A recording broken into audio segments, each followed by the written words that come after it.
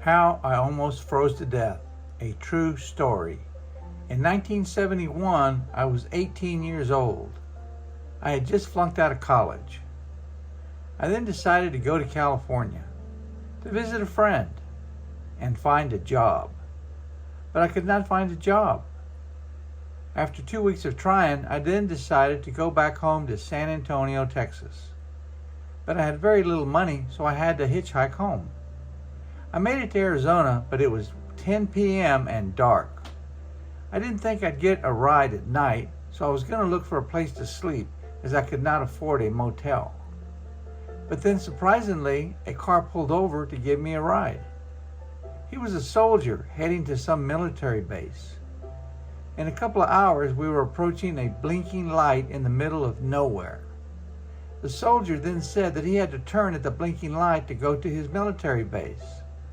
I was shocked and pissed off that I was going to be dropped off in the middle of the desert at midnight. I could not believe that the soldier didn't tell me when he picked me up that he was going to have to drop me off in the middle of the desert in the middle of the night. I did not have many options as I was 50 miles from anywhere, and I started to realize that I was in serious trouble. It was November, and I didn't know that in the desert it gets real cold. I mean freezing cold at night. I quickly realized that my chances of getting a ride were slim and none, as there was no traffic at all. Because I was in the middle of nowhere and it was past midnight. Even if a car did come by, they could not see me, as I was all wrapped up in my coat and blanket, leaning against the dim, blinking light. And if a car did stop, it had to be to rob and maybe kill me. But my biggest problem was that it was getting colder and colder, and the later it got, the colder it got. And I'm not talking cold, I'm talking freezing. My teeth were rattling and I was shaking. I mean trembling. And I was in serious pain now, as the cold was killing me slowly. I had flunked biology in high school and college, but I somehow did understand the basic concept of hypothermia. I began to realize the probability that I was going to freeze to death, and I started to think about the dreadful consequences of my life being over at just 18. I imagined how long it would take for someone to find my dead body. How and when would my parents, family, and friends be told that I was dead and how I died? I then started thinking about all the experiences and adventures and memories that I would not be able to experience and enjoy. I then visualized my funeral. Then suddenly I saw some car lights heading towards me. I could not believe it, as it had been at least 2 hours that I had been painfully, slowly dying of hypothermia. I was probably within an hour of death. But then it hit me that the possibility that this car would even see me was beyond remote. And even if they did see me, what were the chances that they would stop to help a potential weirdo in the middle of the night, leaning against a blinking light at 2 a.m. in the morning?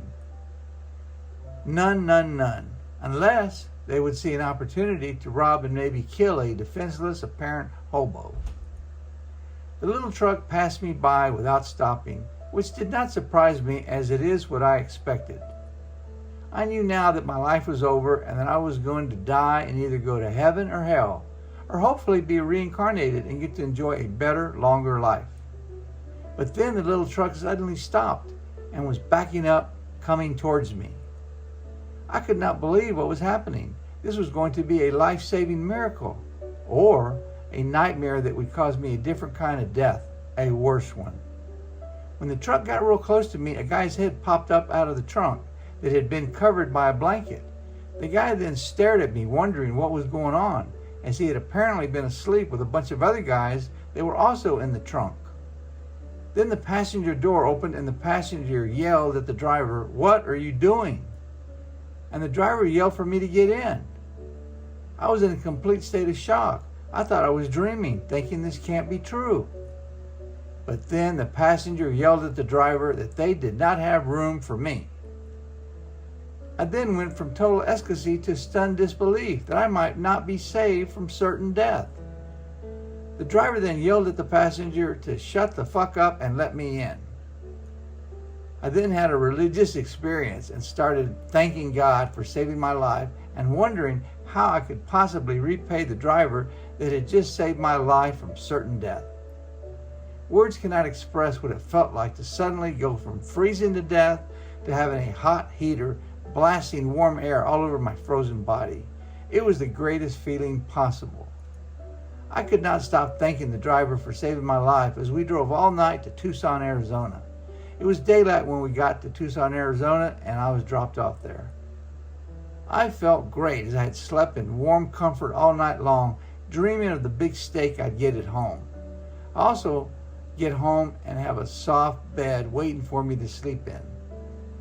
The moral of this story is to always count your blessings every day, and that you don't know what you got till it's gone, and to enjoy every day as if it might be your last. That's the end of this true story.